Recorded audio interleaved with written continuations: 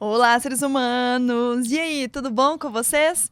Bom dia, boa tarde, boa noite, né? Porque eu não sei que horário que vocês estão me assistindo e como vocês vão me assistir provavelmente em horários muito aleatórios, vou cumprimentar usando várias formas diferentes, tá bom? Bom, pra quem não me conhece, pra quem tá chegando aqui, caindo de paraquedas, sem entender nada, meu nome é Amanda Kimier, eu sou teachtuber de redação aqui do Salto, sou professora de redação já tem um tempinho em Belo Horizonte e sou eu que conduzo as lives com vocês. Essa live, especificamente, não é uma live que a gente decidiu gravar, porque infelizmente hoje a nossa internet não estava muito boa. E decidimos assim, né? Fomos obrigados a gravá-la. Cheguei aqui e o Pedro falou, meu Deus do céu, vamos gravar, pelo menos os meninos têm conteúdo. A ideia é não deixar vocês na mão, né? E como vocês já sabem, na frente das câmeras estou eu, mas por trás das câmeras a gente tem o nosso sujeito oculto, que também vocês podem chamar de vez em quando de Pedro. Oi, gente, beleza? Tranquilo? Espero que vocês estejam bem, gente. Como vocês não vão... Esse dedinho aí é o nosso sujeito oculto, ok? Como não vai ter, né, essa interação que a live proporciona, eu queria muito que qualquer dúvida que vocês tivessem, gente, qualquer uma que aparecer no meio do caminho, manda pra gente nos comentários, para que eu venha aqui depois, responda a vocês, pra vocês se sentirem seguros, né, pra vocês ficarem mais tranquilos.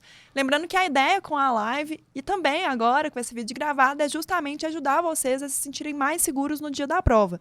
Então, tudo que a gente tem feito até hoje, tem bastante tempo que a gente está conversando, é para que vocês cheguem no dia da prova com uma sensação de que vocês estão preparados, que vocês são capazes, porque isso é muito importante, né? Muitas vezes a segurança, ela é uma porcentagem muito grande no dia da prova, que vai te encaminhar para o que você quer, que é passar no vestibular, entrar na faculdade dos seus sonhos.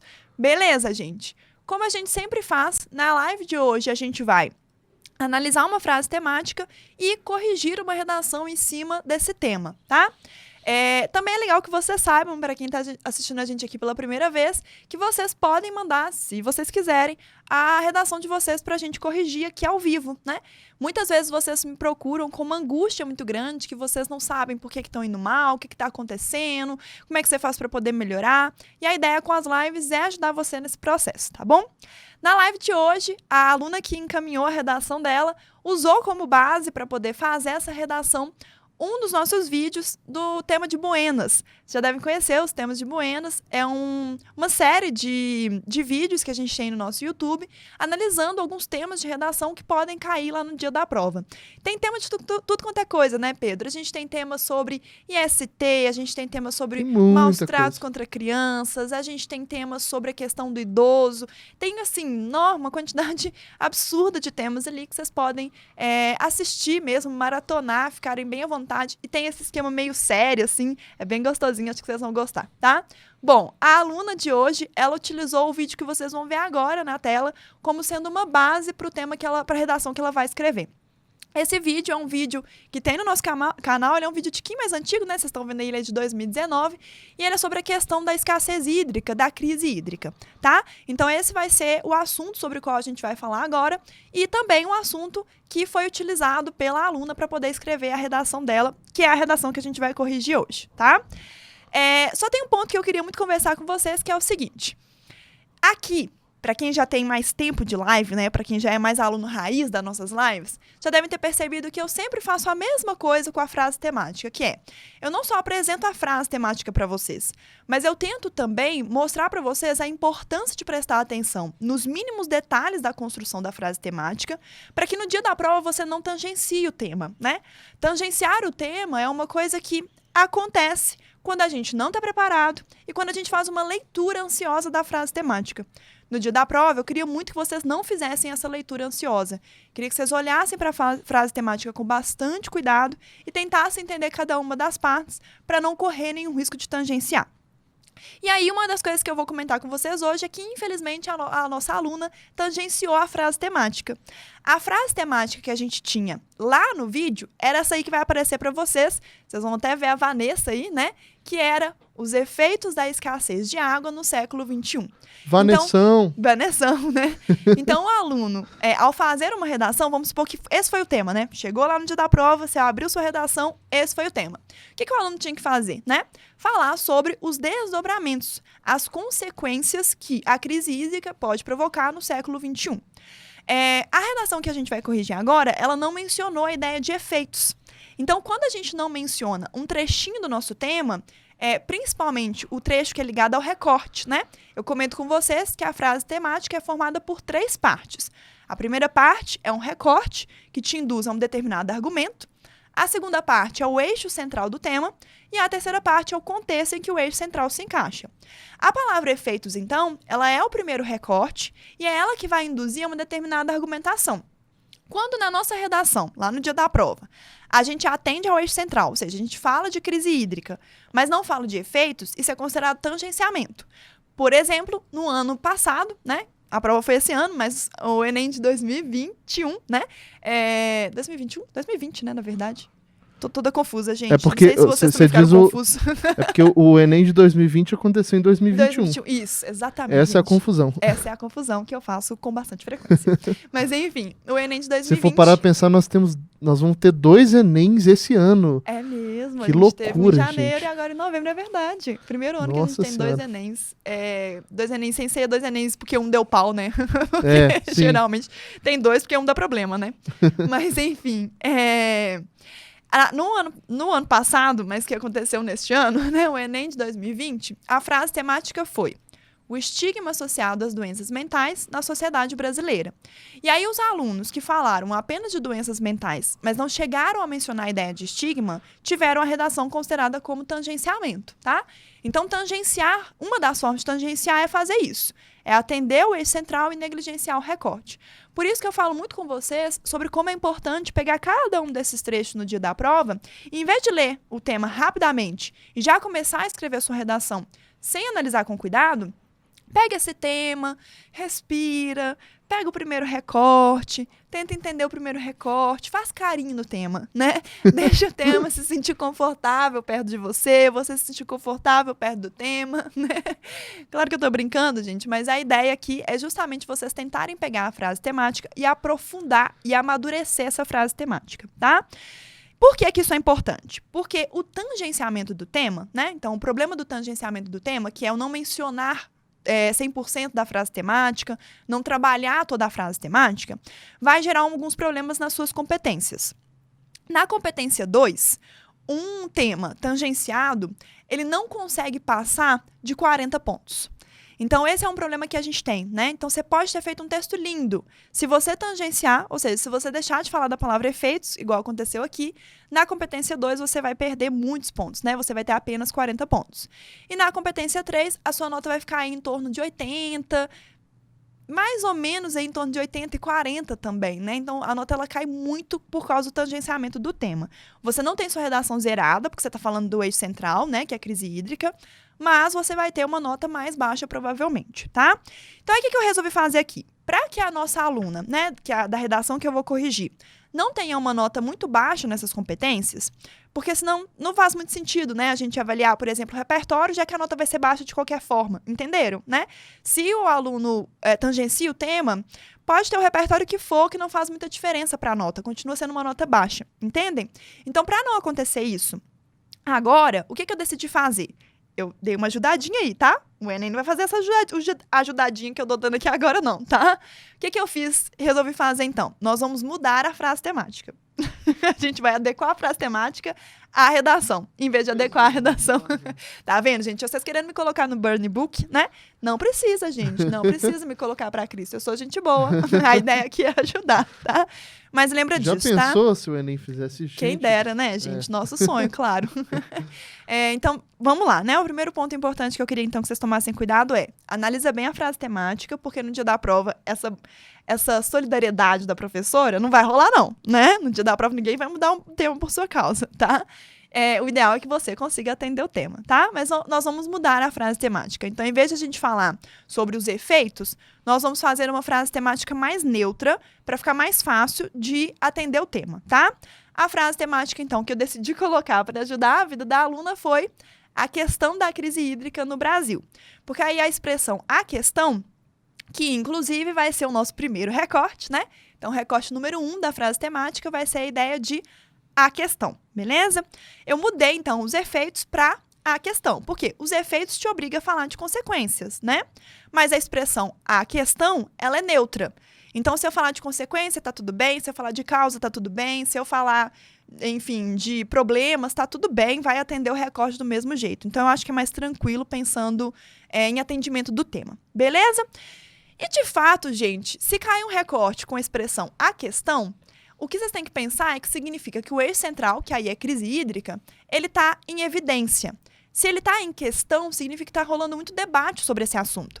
Já caiu um recorte assim no Enem. Teve um ano que o tema foi, né, a questão da publicidade infantil, ou melhor, a publicidade infantil em questão no Brasil. Então, essa ideia de em questão ou a questão está ligada ao assunto estar sendo muito debatido.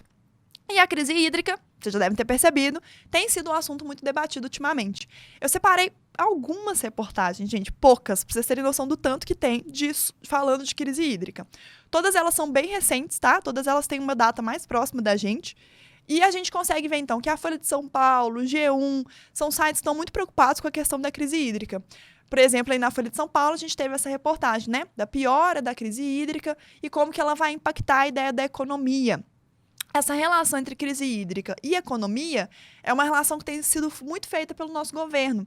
Lembra? Já tem uma live aí para trás que a gente comentou um pouquinho sobre como temas que são debatidos pelo governo podem entrar como sendo temas de redação. Então, o tema da crise hídrica é um tema que, de fato, vale a pena a gente conversar. Já tem um tempo, inclusive, que a gente está esperando esse tema cair, tanto que nosso vídeo do tema de Buenas é de 2019, né? Porque não é de agora que esse assunto está sendo debatido. Mas agora ele voltou a ser debatido. E o Enem tem um pouco disso, de pegar um assunto que já está sendo falado tem um tempinho e dele retirar um tema a partir de algo que aconteceu recentemente. Então, esse é um tema realmente que vale a pena a gente falar sobre ele, tá? Foi um ótimo tema que a nossa aluna escolheu para falar sobre a questão da crise hídrica no Brasil, beleza? O eixo central, então, é crise hídrica. E eu acho que é tranquilo para a gente entender crise hídrica, né? A gente está falando sobre a escassez de água, que é um recurso, né? Um bem natural muito importante para a nossa sobrevivência. Só de a gente parar para pensar que o nosso próprio corpo é formado por uma porcentagem muito grande de água. Então, a gente vê como que o problema da crise hídrica, ele pode ser um problema de saúde, né? Dependendo de como que a gente vai argumentar sobre isso. Por exemplo, a escassez de água, né? Dentro de reservatórios, pode fazer, não sei se vocês sabem disso, fiquei sabendo lendo essas reportagens que eu mostrei para vocês, a escassez de água no reservatório, ela vai concentrar os poluentes, os elementos tóxicos que podem ter na água. Então, a crise hídrica, ela pode piorar, de fato, a saúde da população, quando a gente ingere, né, essa água que pode estar mais contaminada, já que ela vai estar mais concentrada, tá? Então, realmente, crise hídrica é uma coisa que vai relacionar a saúde do corpo humano. É um ponto importante a gente parar para pensar, tá? E o último recorte que a gente tem, referente ao contexto, é a ideia de no Brasil. Então, a gente vai falar especificamente da realidade brasileira. Se você lembrar de um exemplo que é de outro país, ou, né, que é de outro, enfim, de outro local, pode usar na sua redação, não tem problema, mas você tem que estabelecer um vínculo com o Brasil. Você pode falar que esse exemplo é semelhante ao Brasil, ou que é diferente do Brasil, ou que é tão negativo quanto o Brasil, né? Mas lembra de sempre estabelecer esse paralelo, caso você pense em algo que é fora da realidade brasileira. Possibilidade Combinado? de cair no Brasil é bem alta, né? Porque o Enem sempre coloca no Brasil, né? Sim, já tem muitos temas para cá, né, perto da gente, Sim. que estão ligados ao Brasil. Quando caiu democratização do acesso ao cinema, foi no Brasil. Quando caiu desafios para a formação educacional do surdo, foi no Brasil, né? O recorte final foi no Brasil. O tema mais recente que não teve recorte no Brasil foi o de 2018, que foi manipulação do comportamento do usuário pelo controle de dados na internet. Tinha muito tempo que o Enem não colocava um recorte que não fosse a realidade brasileira, né? Então, esse foi um dos poucos temas que a gente viu que trazia uma ideia mais abrangente. A gente não precisava falar necessariamente do Brasil. Mas falar do Brasil também não está errado, tá? Esse é um ponto legal de vocês saberem também. Caso caia um recorte que não dá ênfase para o Brasil, mas você queira mencionar o Brasil, você pode mencionar, isso não é considerado errado. Combinado? Beleza, gente, agora que a gente já viu a nossa frase temática, presta bastante atenção, né, que eu não só peguei cada um dos elementos, mas eu fui pensando, né, a questão, o que isso significa? Como é que eu posso trazer isso para dentro da minha redação? Crise hídrica, o que isso significa? Quais termos eu posso trazer para me referir à crise hídrica? Eu posso falar de escassez de água, eu posso falar do bem natural, né, eu posso falar dessa matéria natural, né? E quando a gente pega no Brasil, o que a gente pode pensar sobre o Brasil? Como é que está a situação do Brasil atual? O que a gente tem sobre crise hídrica no Brasil? Então, pega cada um desses elementos, gente, e namora esses elementos, né? Tenta entender direitinho esses elementos, vai puxando aí termos, expressões que você pode usar na sua redação para não negligenciar nenhuma dessas palavras. Combinado? Beleza, então, a redação que a gente vai corrigir agora é de uma seguidora nossa, que é a Maria Luísa Araújo. Oi? Não, eu tinha feito. Eu tentando fazer um sensacionalismo, né? Foi dela, tá pronto. O Pedro aqui, tchan, e eu, Maria Luísa. Estragou o suspense. Pai é demais, né, gente? Foi mal. Gente, Maria Luísa, primeiro agradecer, né, a Maria Luísa. Muito obrigada por encaminhar a sua redação pra gente. É bom pra gente ter esse contato com o texto de vocês, saber como é que vocês estão escrevendo, como que vocês estão se sentindo em relação à própria escrita, tá? E aí, lembrando que, igual eu sempre falo com vocês, aqui eu vou corrigir com um nível de rigor um cadinho acima do Enem, beleza? Porque a ideia aqui não é só avaliar, mas é também ensinar. Então, eu vou, ao ler essa redação da Maria Luísa, eu não li uma vez, igual o seu corretor vai ler no dia da prova. Gente, eu li essa redação uma semana inteira, né? Fiquei uma semana inteira lendo esse texto. Então, eu consigo perceber detalhes que muitas vezes o corretor no dia da prova não necessariamente vai perceber. E a ideia aqui é essa mesmo, é pegar o detalhe do detalhe do detalhe, porque o que eu quero fazer aqui é ensinar. Então, lembra, existe uma diferença muito grande entre a correção feita para ensinar e a correção feita para avaliar. Aqui, a gente quer ensinar. Lá no dia da prova vai ser para avaliar. A correção para avaliar, ela não é tão criteriosa quanto a correção para ensinar, ok? Então, não fiquem com raiva de mim, tá, gente? Eu sou rigorosa aqui, mas eu sou gente boa no final das contas. Você acabou flexibilizando na parte da frase temática e agora você tá... É isso. Agora eu vou fazer o oposto. Então tá jóia. Bom, gente... Tá equilibrado. Tô equilibrando, exatamente, pra vocês não acharem nem que eu sou anjinho, nem que eu sou capetinho. Eu tô no meio termo, entendeu? Tô zoando, gente. Mas, enfim, como vocês já sabem, na hora de corrigir, eu faço uma legenda, tá? Pra vocês entenderem direitinho qual competência tá sendo avaliada dentro dessa correção. Todas as vezes, então, que eu usar essa cor aqui, ó, esse rosinha, eu tô falando da primeira competência que a gente tem no Enem, que é a competência ligada à norma padrão. Então, quando a gente fala de acentuação, de vírgula, de crase, de concordância verbal, de organização sintática da frase, a gente tá falando dessa primeira competência aqui, que é a competência 1, tá? Todas as vezes que eu fizer uma sinalização de roxo, beleza? Eu tô falando da nossa segunda competência. A competência 2 no Enem é a competência que vai avaliar 3 pontos importantes. O atendimento ao tema, né? Tanto que eu comentei com vocês que o tangenciamento, ele faz a nota na competência 2 ir para 40 pontos, né? São só para vocês lembrarem, beleza? Então, a competência 2, ela vai avaliar o atendimento ao tema, ela vai avaliar o tipo textual, se você entende o tipo textual do Enem, se você sabe a diferença entre expor e argumentar, se você tem marcação de opinião, né, porque isso tem uma relação com a argumentação. Ela vai avaliar também se você tem as 3 partes do texto dissertativo e argumentativo, que é introdução, desenvolvimentos e conclusão, né? O Enem chama de proposição, argumento e conclusão, mas é mais ou menos a mesma coisa, tá? E ela vai avaliar o nosso queridinho, pelo menos o meu queridinho, repertório sociocultural, que é a área do conhecimento que a gente tem que trazer para dentro da redação para pautar o nosso argumento, né? Aqui, por exemplo, a gente adora incentivar que vocês usem filmes, séries, livros, né? A gente gosta muito dessa área do conhecimento. Mas se você usar um filósofo, isso também é repertório. Uma alusão histórica, isso também é repertório. Uma reportagem, isso também é repertório. Um conceito da área do conhecimento.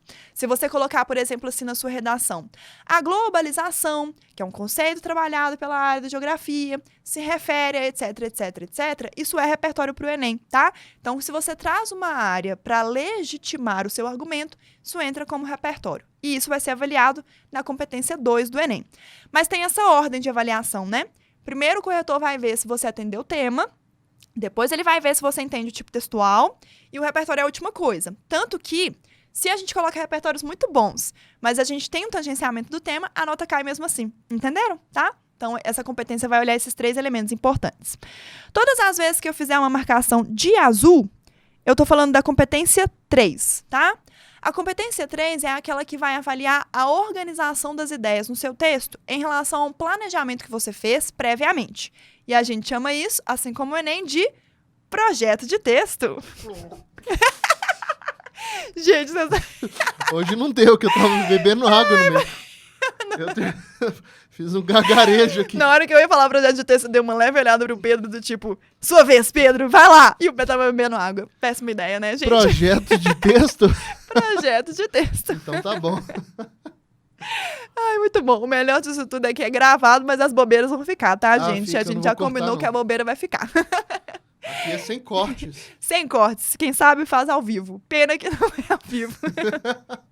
Enfim, gente, a competência 3 é essa que vai avaliar se o que você colocou na introdução, você deu conta de desenvolver. Se o que você desenvolveu, você deu conta de retomar na hora de fazer a sua proposta. Ela vai avaliar se tudo aquilo que você apresenta, você consegue fundamentar, porque isso tem a ver com o planejamento prévio, né? Se você não sabe fundamentar, você previamente não vai usar aquele argumento. Então, a competência 3 vai olhar a parte da argumentação, principalmente, beleza? Todas as vezes que eu usar o laranja, eu estou falando sobre a competência 4. A competência 4 é aquela que vai avaliar os coesivos. Então, os elementos coesivos que eu uso para ligar meu D1 com D2, por exemplo, se eu começo meu D2 com além disso, se eu começo meu segundo parágrafo de desenvolvimento com no entanto, né? O conectivo que eu uso vai ser avaliado na competência 4, beleza?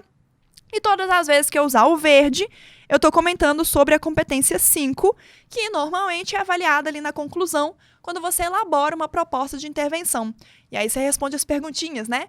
Quem vai fazer o quê? Como, para quê? Lembrando que normalmente o como vai ser bem detalhadinho, mas você pode detalhar o agente, a ação, você pode detalhar o que te deixar mais confortável. Aqui a gente sugere o como porque é o mais comum, né? Então é bom pra gente, porque o corretor está acostumado com o detalhamento do meio, então o ser mais comum auxilia um pouco a correção, tá? E porque costuma ser o mais fácil também, eu acho que vocês conseguem dominar melhor o detalhamento do meio. Pra mim, principalmente, o como é o mais fácil do corretor identificar, eu porque acho. ele tá mais acostumado mesmo, né? Eu percebo muito isso trabalhando com outros corretores, assim. Às vezes eles corrigem algumas redações e eu falo, ué, você tirou ponto, o aluno detalhou o efeito. Aí ele fala, eu não vi. Pois Mas isso acontece porque é mais incomum, né? Então, como é mais incomum, às vezes os corretores deixam passar batido. Claro que lá no dia da prova, né, seu corretor vai tomar bastante cuidado, mas, né, eu até indico, na verdade, eu falo muito isso em todas as lives, que vocês tentem detalhar mais de um elemento. Porque aí você tem certeza que você vai bem, tá? Então, se você conseguir detalhar o meio e o efeito, por exemplo, eu acho uma boa ideia, tá bom? Beleza, gente, vamos começar então o nosso processo de correção. Vamos começar corrigindo pela introdução, beleza? Na introdução, a Maria Luísa colocou assim, ó. Primeiro eu vou ler e aí depois eu pontuo os erros, tá? Mas a introdução dela ficou assim, ó. Na obra Vidas Secas, do escritor Graciliano Ramos, é retratada a vida miserável a que parte dos nordestinos enfrentam, devido à escassez hídrica. De maneira análoga, odiernamente, a realidade dos retirantes não se faz distante da brasileira, uma vez que o desmatamento e o desperdício de água concernem o cotidiano do país. Desse modo, medidas devem ser tomadas a fim de reverter o quadro apresentado pelo modernista. Beleza? Reparem, então, que como repertório sociocultural, então antes de corrigir, eu queria comentar um pouquinho sobre esse repertório. Como repertório sociocultural, a Maria Luísa usou um livro que eu amo de paixão. Então, ela já começou a como é que eu posso falar? Me fisgar, né? Já pela introdução, quando ela apresenta aqui uma obra literária. E eu acho interessante você parar para pensar que o seu corretor é da área de letras, né? Então, provavelmente, ele vai olhar para isso e vai falar, que delicinha, Vidas Secas, beleza? Vidas Secas é uma obra muito boa, muito interessante, que dá para usar em muitos temas de redação e que cai bastante, né, dentro das suas provas de vestibular.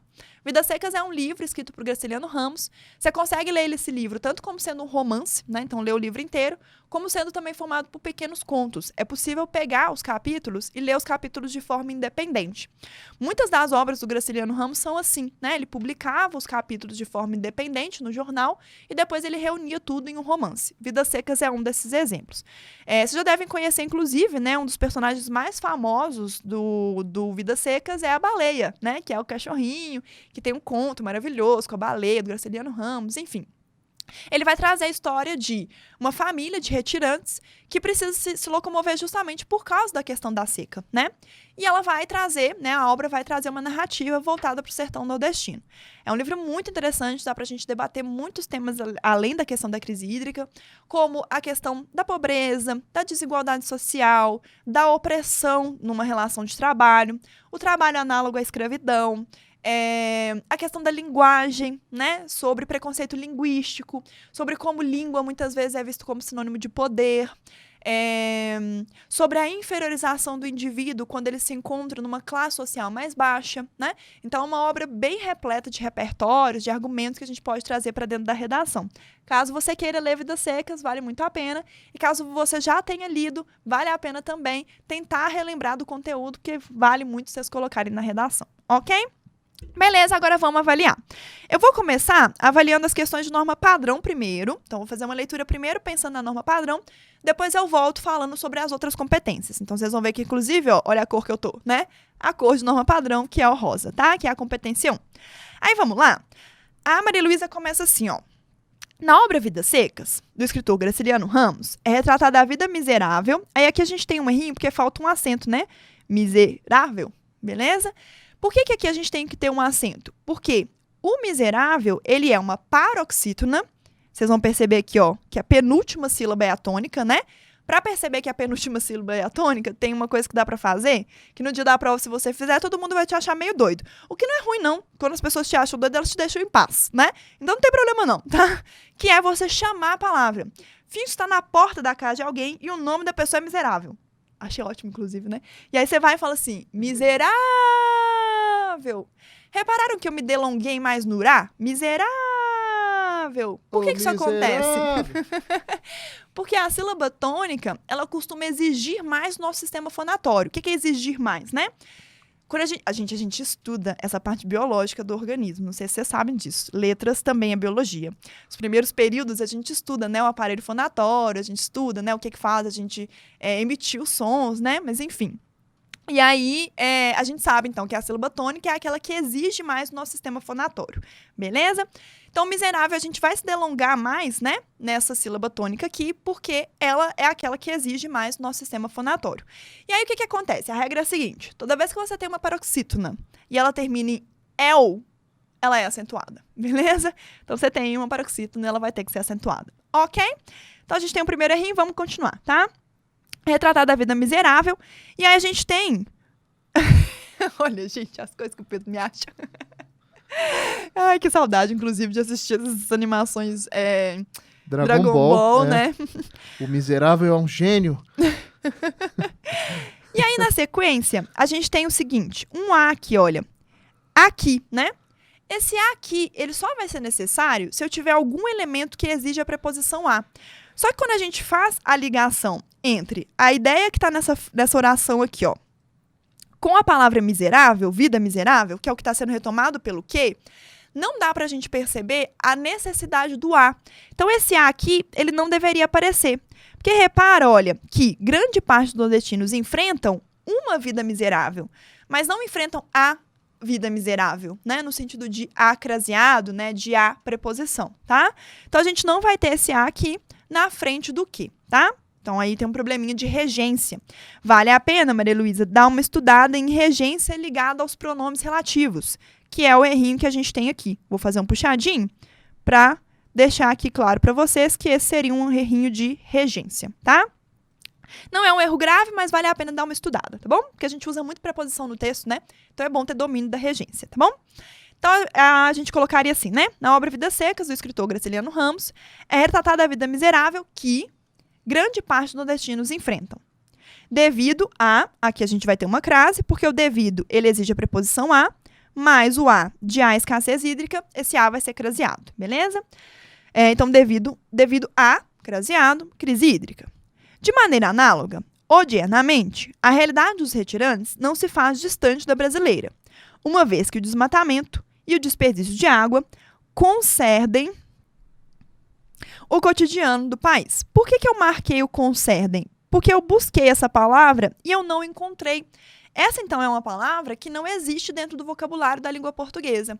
Tentem, na redação de vocês, usarem termos que vocês de fato conhecem, tem domínio sobre ele, para não acontecer de você criar uma nova palavra, que é o que a gente chama de neologismo. Isso é visto como um erro de norma padrão. Eu imagino, Maria Luísa, que aqui você queria dizer que o desperdício de água e o desmatamento fazem parte, né, do cotidiano do país. Eu prefiro que você coloque uma expressão, então, mais comum, tipo, fazem parte, né, fazem parte da realidade, do cotidiano, tá bom? Então, a gente pode trocar esse concedem aqui por faz parte, tá? Vamos dar um zoom aqui para ficar fácil a gente colocar. Então, fazem parte do cotidiano, beleza? Desse modo, medidas devem ser tomadas a fim de reverter o quadro apresentado pelo modernista, né? E aqui ela está fazendo claramente uma referência a Graciliano Ramos, que foi o escritor de Vidas Secas. Beleza, agora que a gente já fez um aparato ali, né? Já fizemos uma voltinha na competência 1, vamos agora prestar atenção nas outras competências. Começando pela parte do repertório, né? Que é a competência 2. A Maria Luísa, então, começa a trabalhar o tema dela com o Vidas Secas, do Graciliano Ramos, que é um ótimo repertório. Só que lembra que eu venho conversando isso com vocês desde as primeiras lives, que é, o repertório, ele nunca pode aparecer só por aparecer. Ele precisa dialogar com o nosso argumento. Quando a gente pensa na obra Vidas Secas, pensando no tema, que é a crise hídrica, Vidas Secas dialoga muito bem, inclusive, com o recorte do tema original, que era a palavra efeitos. Porque dentro da obra de Vidas Secas do Graciliano Ramos, o que a gente percebe são os efeitos, as consequências da crise hídrica, principalmente para uma camada social mais pobre. Consequências como fome, né? Consequências como dificuldade de achar emprego, quando a gente pensa, por exemplo, no que acontece com o Fabiano, que é o protagonista, né? Então, a questão da crise hídrica, dentro do livro, ela vai ser trabalhada voltada para a ideia dos efeitos, como que os desdobramentos da crise hídrica vão afetar a qualidade de vida da população, beleza? O livro Vidas Secas, ele não fala sobre as causas. E aí, olha só como que a Maria Luísa colocou, olha. Na obra Vidas Secas, do escritor Graciliano Ramos, é retratada a vida miserável que grande parte dos nordestinos enfrentam. Então, ela vai contar pra gente essa ideia de que a obra fala sobre a dificuldade dos nordestinos em lidar com a situação de seca. Por que eu marquei de azul? Porque isso significa que no argumento, ou seja, nos desenvolvimentos, essa ideia vai ter que voltar a aparecer. Então, ao apresentar um repertório aqui, a análise do repertório tem que dialogar com o meu argumento, porque isso faz parte do que a gente já zoou aqui com vocês, né? Que é o projeto de texto, e o Pedro até engasgou para poder falar o projeto de texto. Para a gente fazer com que o nosso projeto de texto receba uma boa nota na competência 3, o repertório que está na introdução ele tem que ter algum diálogo com o nosso argumento. Portanto, quando eu li a introdução, o que eu imaginei? Ou no D1, ou no D2, a Maria Luísa vai voltar a falar da questão do nordestino, o que não aconteceu. Então, a gente tem uma falha aqui, tá? Vamos continuar a ler, beleza? Aí ela coloca assim, de maneira análoga. O que de maneira análoga significa, né? Ele significa uma relação de semelhança. Então, a Maria Luísa está contando para a gente que ela vai mostrar a semelhança do argumento dela com a questão do nordestino, porque é o que ela mencionou lá atrás, certo? Só que ela coloca assim, ó. A realidade dos retirantes não se faz distante da brasileira. Isso ficou um pouco estranho. Por que isso ficou estranho? Porque o Vidas Secas, ele é brasileiro. Então, essa comparação ela ficou um pouco estranha. Porque quando a gente está trazendo uma obra que já fala sobre uma realidade brasileira, e a gente diz que essa obra não se distancia da realidade brasileira, isso fica um pouco óbvio, certo? Talvez o mais adequado aqui, Maria Luísa, seria fazer uma comparação entre ficção e realidade. Por exemplo, de maneira análoga, odiernamente, a realidade dos retirantes da obra ficcional não se faz diferente da situação real do país, ok? Né? Então, tentar mostrar uma relação entre ficção e realidade ficaria um pouco mais produtivo do que falar uma relação entre livro e realidade brasileira, combinado? Um outro ponto é que logo na sequência, a Maria Luísa usa uma vez que. O que ela vai ter que fazer, então? Ela vai ter que explicar pra gente por que a realidade brasileira não se faz distante da realidade do livro. E qual que é a realidade do livro? Igual eu comentei com vocês, né? É uma realidade de pobreza extrema que é agravada pela crise hídrica, né? É agravada pela escassez de água. Então, ela vai ter que falar alguma coisa sobre isso. Só que, na sequência, a Maria Luísa apresenta pra gente duas ideias. O desmatamento e o desperdício. Aqui ficou bem legal porque ela está apresentando para a gente os argumentos. Eu imagino, então, que aqui ela vai trabalhar no D1 o desmatamento e no D2 ela vai trabalhar o desperdício. Reparem que ela está fazendo um texto de causa e causa. Tá vendo? Ela não falou dos efeitos, né? E a gente não consegue ver como que esses dois elementos, essas duas causas, se conectam ao livro Vidas Secas. E aí isso é um problema. Por que é um problema? Porque isso significa que ela não está conseguindo nem explicar e nem fazer a analogia que ela propôs. Então, para a competência 4, ela tem aqui uma inadequação coesiva. O coesivo dela não está conseguindo, de fato, corresponder àquilo que ela propôs. Muito cuidado, então, tá? Minha sugestão, Maria Luísa, é ou a gente muda o argumento um pouquinho para se conectar melhor à obra Vidas Secas. Por exemplo, seu argumento poderia falar sobre a qualidade de vida da população que é prejudicada. Assim como, no Vidas Secas, a qualidade de vida da família de retirantes também é prejudicada. Aí é uma possibilidade. Mudar o argumento para fazer com que ele dialogue com a obra Vidas Secas. A outra possibilidade é mudar o repertório, para fazer com que o repertório dialogue com o argumento. Mas aí a gente vai ter, então, que fazer uma alteração na maneira como você articulou as ideias. Combinado? Vamos continuar, né? Ela coloca, desse modo, medidas devem ser tomadas a fim de reverter o quadro apresentado pelo modernista. Isso aqui é muito bom, tá? Essa frase conclusiva dela ficou muito boa, porque ela mostra pra gente uma marcação de opinião, né? Qual que é a opinião dela sobre os fatos que ela mencionou lá em cima? Alguém tem que fazer alguma coisa, né? A situação não tá boa, então é preciso que alguém faça alguma coisa, né? Então, medidas precisam ser tomadas para que esse quadro mostrado na obra Vidas Secas não faça parte da nossa realidade. Então, muito bom, tá? Pode manter essa técnica caso você goste dela. Outra coisa que eu queria que vocês percebessem que também achei muito legal. Ela propôs fazer um texto de causa e causa. Então, ela propôs fazer um texto pra gente em que a tese dela vai ter o mesmo campo semântico, né? Causa e causa. O que é ter o mesmo campo semântico? Se um é causa, outra é causa. Se uma é consequência, outra é consequência, né? E olha como é que a Maria Luísa foi esperta. Se ela propôs fazer um texto de causa e causa, então na hora de conectar o D1 com o D2, ela vai usar um conectivo que mostra essa relação de mesmo campo semântico. E ela conseguiu fazer direitinho, olha. Ela usou aqui, para iniciar o D2, o AD+, que é um conectivo que marca uma relação de mesmo campo semântico. Então, eu consigo ver que, apesar de ela ter algumas falhas no projeto de texto, e a gente vai ver isso melhor... Projeto de texto? No geral, ela se planejou bem, né? Assustou. No geral, ela se planejou bem, porque a tese que ela propôs para a gente na introdução, ela conseguiu retomar ao longo dos desenvolvimentos. Beleza? Então, tá bom. Vamos agora entrar no D1. No primeiro parágrafo de desenvolvimento da Maria Luísa. Ela começa o D1 com o mormente. Mormente é um termo pouco conhecido, né? Mas ele significa a mesma coisa que sobretudo. Então, é como se ela falasse para o corretor que esse argumento aqui é o mais importante, né? É o principal, tá? Então, se você usar o mormente, está querendo dizer que o que você vai trazer aqui é o principal problema, tá bom? Aí ela coloca, o grande desmatamento, ótimo. Ela mostrou para mim que a ideia que ela propôs falar no D1, ela de fato conseguiu trazer aqui de volta, né?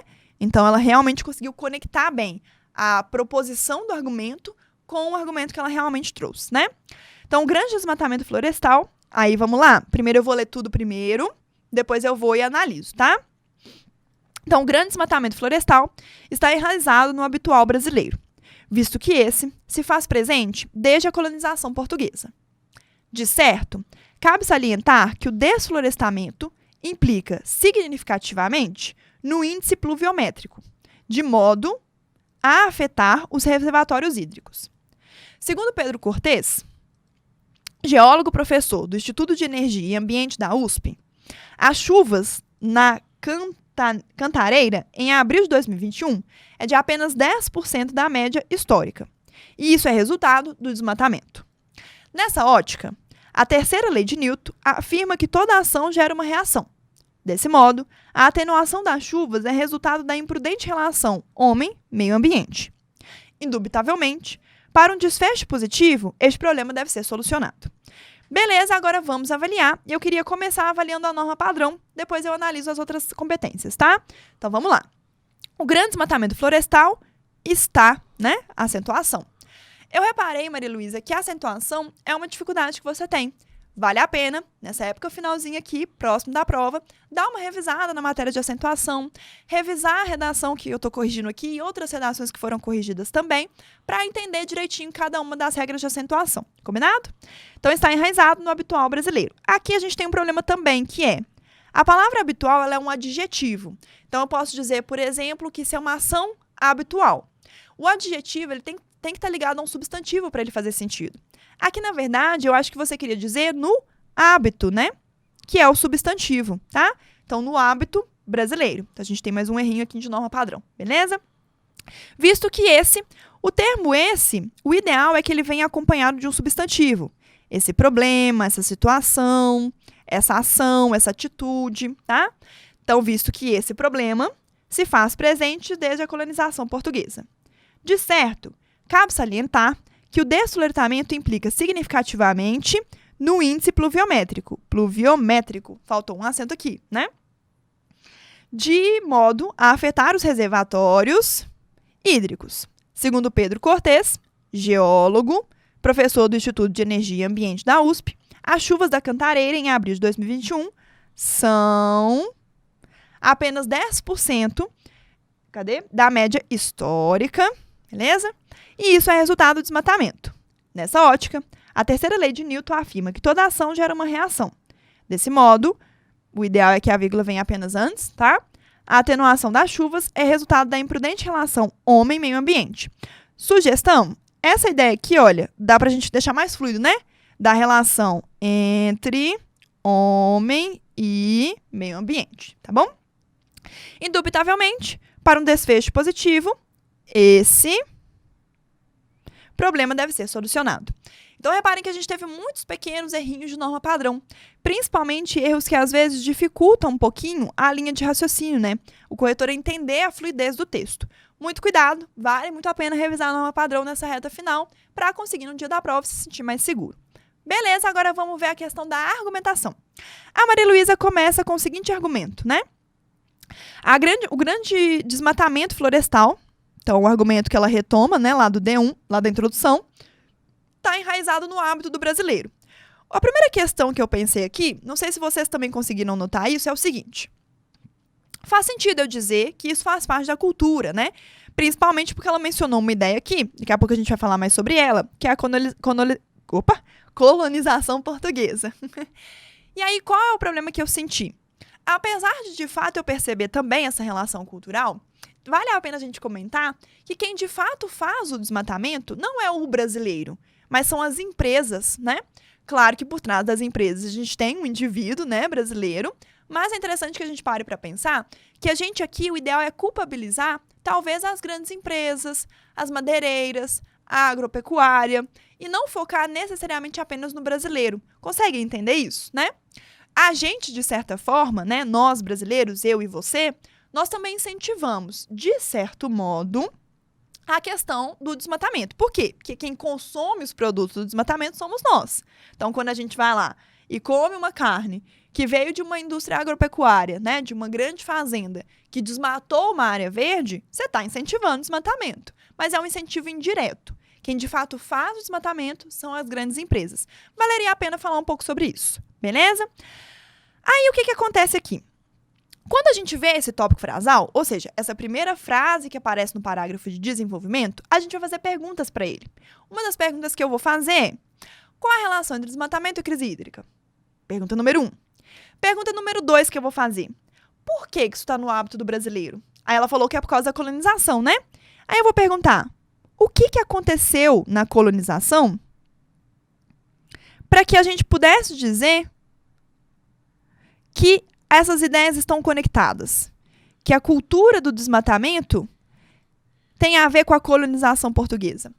E ela não desenvolve. A gente tem aqui a primeira falha no projeto de texto. Projeto de texto? Por que a gente tem aqui uma falha? Porque ela propôs um argumento interessante, mas ela não trabalhou. E aí, o que eu sugiro, Maria Luísa?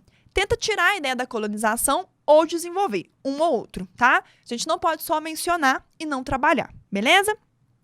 Depois ela entra com o de certo. Na semana passada, eu vi que alguns de vocês até perguntaram no chat se poderia usar o de fato como sendo conectivo. Nem o de certo, nem o de fato são considerados coesivos. Eles são considerados marcadores de opinião, mas não coesivo. Então, ela tem opinião aqui, mas ela não tem coesão, tá? Faltou o mecanismo coesivo entre essas duas frases. Isso é um problema porque a gente acaba não entendendo muito bem o que é essa nova frase, qual é a relação dessa nova frase com a frase anterior. Eu não sei se agora ela vai explicar, se agora ela vai contrapor, né? Não dá para perceber a relação entre as ideias, ok? Então, gente, de certo, de fato, não são mecanismos de coesão, são mecanismos de opinião. Eles servem para a gente mostrar qual é a nossa opinião sobre o argumento, mas sobre o fato, né? Mas eles não servem para interligar ideias, combinado? O próprio Enem deixou lá bem claro nos dois manuais, tanto o manual do ano passado quanto no manual deste ano, dizendo que esses elementos não vão ser considerados conectivos, porque eles são, na verdade, marcadores de opinião. Bom? Aí vem, cabe salientar que o desfloretamento implica significativamente no índice pluviométrico. E aí, o que eu vou perguntar? Por quê? Qual é a relação entre o desfloretamento, né, ou seja, o desmatamento, e a quantidade de chuvas? Eu estou esperando que essa ideia seja desenvolvida, né? De modo a afetar os reservatórios hídricos. Aqui, de novo, falta conectivo, né? O segundo, ele não é conectivo entre frases, tá, gente? Ele é conectivo dentro da mesma frase. O segundo está ligando Pedro Cortês, beleza? À frase que ele disse, que é: as chuvas da Cantareira em abril de 2021 são de apenas 20%, 10%, tá? Então, o segundo está conectando quem foi que falou isso com a fala da pessoa. Mas ele não conecta as duas frases, combinado?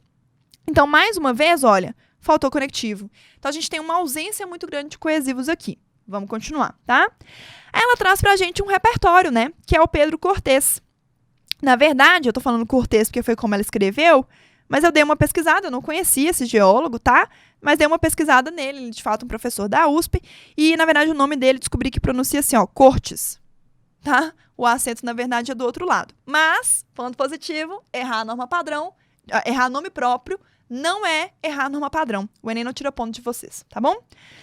Aí ela explica, né? Fala que ele é um geólogo, e eu achei bem legal, inclusive, é bom te elogiar, Maria Luísa, que você sabe usar muito bem os mecanismos de travessão, né? Eu acho que seu texto ficou bem legal, você usou os travessões em outros lugares também, e eu vi que todas as vezes você usou muito bem, conseguiu marcar bem a ideia, né? Aqui, por exemplo, você usou travessão para marcar um aposto, ficou muito bom, tá? Parabéns, porque esse não é um elemento tão fácil de usar e que você tá dominando, isso é legal, beleza? E aí ela coloca, né? As chuvas da Cantareira em abril de 2021 são apenas 10% da média histórica. E isso é resultado do desmatamento. Beleza, a gente tem aqui um repertório, é um bom repertório, mas como ainda a Maria Luísa não explicou a relação entre desmatamento e crise hídrica, né? Ela não deixou claro por que o desmatamento diminui o número de chuvas, esse repertório ele ainda não é produtivo. Eu preciso que o argumento fique mais claro para que o repertório seja produtivo. Então, tenta explicar para a gente um pouco melhor a relação entre desmatamento e crise hídrica, né? Eu sei muito qual é a relação, mas eu sei que tem a ver, por exemplo, com uma questão do que é produzido pela folha das plantas, né? E como que isso vai ser levado, né, para a atmosfera, e os ventos vão trazer a água, né, as nuvens carregadas de água para outros lugares também. Seria legal você falar um pouco sobre isso, tá bom? E aí depois, a Maria Luísa entra com essa ideia da terceira lei de Newton. E aí eu queria comentar um pouquinho sobre esse repertório, que é o seguinte: primeiro ponto, né, é que a gente não precisa de 2 repertórios no parágrafo, a gente pode ter um só e já está suficiente. E o ideal é que o repertório que a gente seleciona, ele seja mais diretamente relacionado ao tema. Reparem que a terceira lei de Newton ela é uma questão ligada à física. Portanto, a Maria Luísa, ao trazer esse repertório, ela trouxe de uma forma metafórica. Não é uma boa ideia, tá? A chance de esse repertório ser considerado produtivo é muito pequena, porque ele não fala, de fato, sobre crise hídrica, né? Então, a ideia ela pode ficar um pouquinho metafórica, portanto, ela pode não ser contabilizada e fragilizar um pouco seu argumento. Como o repertório do geólogo ele está diretamente ligado ao seu argumento e ele está diretamente ligado ao tema, eu te sugiro fazer o seguinte, olha, mantém esse, tira esse. Você ganha espaço, porque lembra que eu te pedi para desenvolver a relação entre desmatamento e índice pluviométrico? Então, tira essa ideia da terceira lei de Newton para conseguir desenvolver melhor o seu argumento. Combinado? Lembra, gente, que repertório é legal, ajuda seu texto a ficar interessante, mas não é só o repertório que te garante uma nota boa. Repare, por exemplo, que colocar muitos repertórios não necessariamente vai garantir uma nota boa, tá bom? Essa questão da lei de Newton, eu fiquei um pouco na dúvida assim, da aplicação dela, se seria... Porque Não é exatamente, né? Ela fez uma interpretação poética da lei de Newton, né? Uma interpretação metafórica. Então, eu fiquei com essa dúvida mesmo, se poderia ser utilizado de fato. Depende muito, sabe? Quando o aluno sabe articular bem a interpretação poética, né? No caso, metafórica, o corretor, às vezes, até considera. Se ele souber articular bem, explicar bem. Mas vai fragilizar um pouco o argumento, né? Porque quando a gente fala de argumento, o ideal é que ele seja objetivo. Se ele fica metafórico, você já está fugindo um pouco de uma característica que é meio que cobrada no Enem, que é essa objetividade do tipo textual. Então, essa interpretação que o Pedro fez, né? De que talvez não se encaixe tão bem, pode ser a mesma interpretação que o corretor vai fazer no dia da prova, tá? E olha que legal, você já tem um repertório que encaixa muito bem, né? Então, não precisa colocar a terceira lei de Newton, pode ir com um repertório que flui melhor, tá bom? Aí no finalzinho, voltando a falar também sobre essa questão da coesão, eu percebi que a Maria Luísa está confundindo um pouquinho a marcação de opinião com coesão, tá? O de fato, de certo, indubitavelmente, eles não são considerados coesivo. Eles são considerados elementos que marcam opinião, mas não coesão. Então, repare que nesse parágrafo, o início de frase não tem conectivo, né? A gente não tem conectivo do tópico frasal com a segunda frase. Da segunda frase com a terceira também não tem coesivo. E da terceira com a última também não tem coesivo. Então, a gente tem um parágrafo inteiro que não apresenta coesivos entre frases. O que vai se somar ao problema do conectivo que a gente teve aqui. Lembra que a gente conversou sobre isso? Então, a gente já tem problemas suficientes de coesão para que a nota na competência 4 não consiga subir de 160. Na 4, então, eu daria para Maria Luísa 160, porque a gente tem erros aqui, tá? E uma coisa, então, que eu queria que você ficasse mais atenta, Maria Luísa, é a relação a diferença entre o que é opinião, né, o que são coesivos que marcam, elementos que marcam opinião, do que é coesivo, tá? Aqui, por exemplo, a gente poderia usar um logo, dá para usar o assim, dá para usar o desse modo, dá para usar o em suma. Então, a gente tem muitas possibilidades de coesivos para marcar uma relação de conclusão do parágrafo. Aqui, dava para ter usado, por exemplo, o nesse sentido, para marcar uma relação de continuidade entre as informações, né? Então, existem muitas possibilidades de coesivos que a gente pode trazer para o texto, em vez de colocar elementos que marcam opinião, tá bom? Bom, gente, espero que tenha ficado tudo claro para vocês. Espero que vocês tenham entendido direitinho essa primeira parte. Essa primeira parte, para quem já está aqui há mais tempo, vocês sabem que essa parte fica aberta para vocês poderem tirar dúvidas. Se teve alguma coisa aí que eu sinalizei ou deixei de sinalizar, vale a pena vocês me mandarem aqui, tá? Às vezes eu deixo passar algumas coisas que vocês percebem, que eu acho bem interessante quando vocês percebem. Então, manda pra gente nos comentários, podem fazer as perguntas que vocês quiserem, que eu volto aqui depois para poder responder vocês com muito cuidado, tá bom? A gente faz um pequeno intervalo agora e a gente volta com a nossa segunda parte, que vai ficar disponível para os alunos do nosso curso. Vamos mostrar para eles. Só mostrar para eles o que direitinho que a gente vai fazer, né? Sim. A gente vai continuar, né, a corrigir. Vou corrigir o D2, vou corrigir a proposta. Vou analisar algumas sugestões de como reescrever. Então, vou mostrar, por exemplo, para Maria Luísa o que ela poderia fazer para melhorar o D2, né, que é o parágrafo que a gente vai corrigir, e o que ela pode fazer também para melhorar um pouquinho a introdução. Lembra que o Vidas Secas não ficou produtivo? Como que ela poderia fazer para melhorar a introdução e como que ela poderia fazer para atender o tema, né, para atender o recorte ligado a efeitos, beleza? Também vamos aprofundar em mais repertórios, inclusive um repertório que eu vou mostrar que é o meu queridinho de repertórios ligados à crise hídrica. Mistério da meia-noite, né, gente? Um beijo para vocês, então. A gente fica por aqui. Para quem assiste a live é apenas aberta. E para quem é do curso, guarda aí que eu tô voltando. Valeu, gente!